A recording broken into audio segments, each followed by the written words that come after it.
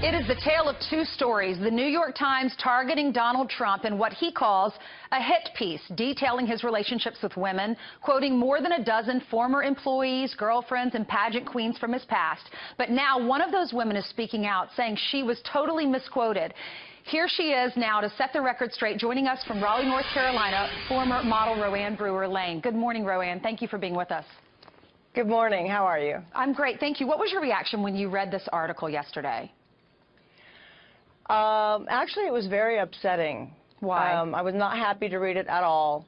Well, because the New York Times told us several times that they would make sure that my story that I was telling came across. They promised several times that they would do it accurately. They told me several times, and my manager several times, that it would not be a hit piece, and that my story would come across the way that I was telling it, and honestly, and it absolutely was not. What did they get wrong?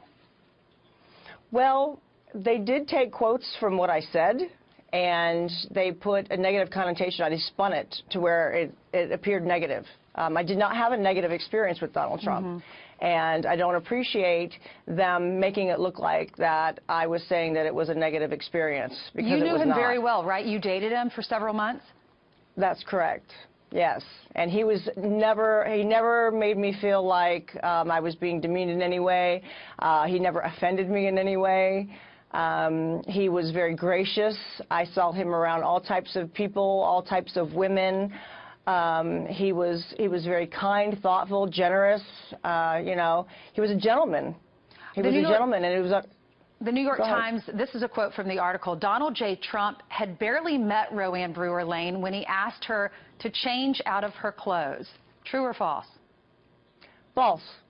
Why? I was What's asked wrong with that? I was asked if anybody would ask me, how did you meet Donald Trump? You're going to get the story of how I was at a pool party at Mar-a-Lago with my agency and a lot of other people.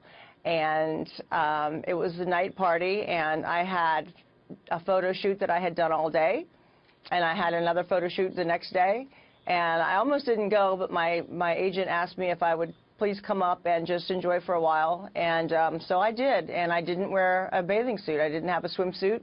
I came from a shoot, like I said, and I started talking with Donald and chatting with him over the course of the first maybe 20 minutes I was there.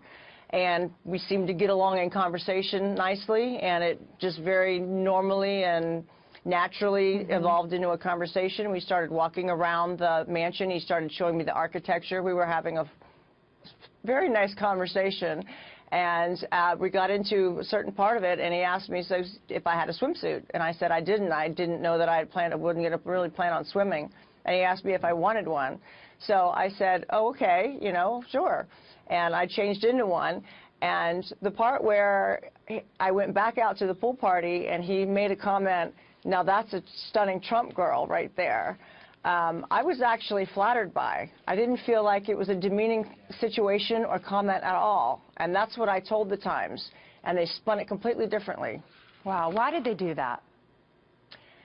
Well, obviously they feel like they need to do something to make him look bad or go along with their article. You know, I don't know how many people have spoken out about it. I'm very happy that I can, because I have the right platform to do this. I don't know how many other girls feel like they were misquoted, but I know that for a fact I was, and I don't want that out there. That's not how it was. That's not how it felt. And it's just not what I want out there. He was a very good guy, Donald, and I think he's doing a good job in this race, and I think that some people have a problem with that. Did he ever mistreat women? Not that I've ever seen. Absolutely, without a doubt, no. Have you reached out to him after this article just to set the record straight with him? I haven't had time. Yeah, you've been pretty busy, I'm sure. Have you talked to any of the other women that were quoted in the article as well?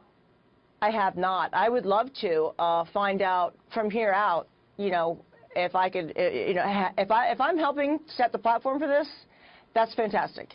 Because I read it this morning and I didn't sleep all night, and I'm here talking about it now because it's important to me. I don't like what they did, and if Donald sees it and knows that, you know, he doesn't have to worry. You know, there's a God.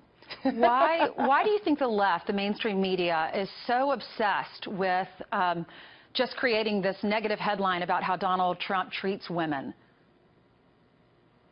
I can't answer that. I don't know. I think that they're just reaching for straws. Have you reached out to the reporter? We have. My manager did that. I was getting prepared to leave and come up here so that I could say hello to you guys and answer questions and set the record straight, clear the air, which I'm very happy to do, and I appreciate that. We did send a message up to them and let them know that we were going to be saying, you know, telling our side of the story, because they know they promised me several times that that wasn't going to happen. Just gives journalists a bad name, but I'm glad you're here to set the record straight. Will you vote for him?